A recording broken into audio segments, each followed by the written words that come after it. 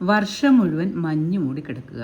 ബന്ദിപ്പൂർ വനത്തിൽ 1450 മീറ്റർ ഉയരത്തിൽ ഈ മഞ്ഞ് മൂടിക്കിടക്കുന്ന കുന്നിന് മുകളിൽ 14-ാം നൂറ്റാണ്ടിൽ ചോള രാജാക്കന്മാർ വേണുഗോപാലസ്വാമിക്ക് ഒരു ക്ഷേത്രം പണിതു.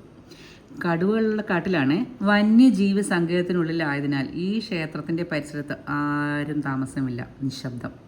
മഞ്ഞിനാൽ മൂടിക്കിടക്കുന്നതിനാൽ പേര് വീണു ഹിമവത് ഗോപാൽ സ്വാമി ക്ഷേത്രം.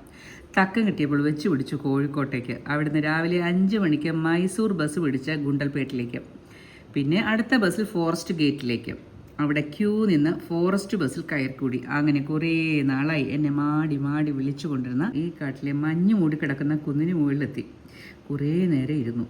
നല്ല സുഖകരമായ സുന്ദരമായ കാറ്റുകൊണ്ട്. അങ്ങനെ ആ ആഗ്രഹവും നിറവേറി. വയനാട്ടിൽ നിന്നും മുത്തങ്ങ വഴിയും ഗൂഡല്ലൂർ വഴിയും ഇവിടേക്കെത്താം. വാഹനത്തിരക്ക് ഒട്ടുമില്ലാത്ത ദേശീയപാതയിലൂടെ. മല കയറുമ്പോൾ മാനുകളെ കാണാം, ചിലപ്പോൾ കാട്ടാനകളും ഉണ്ടാവും. പിന്നെ രാത്രി കാലങ്ങളിൽ ഈ ക്ഷേത്രത്തിൽ കൂട്ടമായി ചിലർ സന്ദർശിക്കും. മറ്റാരുമല്ല, കാട്ടാനകൾ. ഇവർ പ്രാർത്ഥിക്കാൻ എത്തുന്നതാണെന്നാണ് നാട്ടുകാരുടെ വിശ്വാസം. എന്തുദ്ദേശത്തോടു കൂടിയാണെങ്കിലും കാട്ടാനകൾ വരും. അതിനുള്ള തെളിവുകൾ അവരവിടെ അവശേഷിപ്പിച്ചിട്ടുമുണ്ടാവും.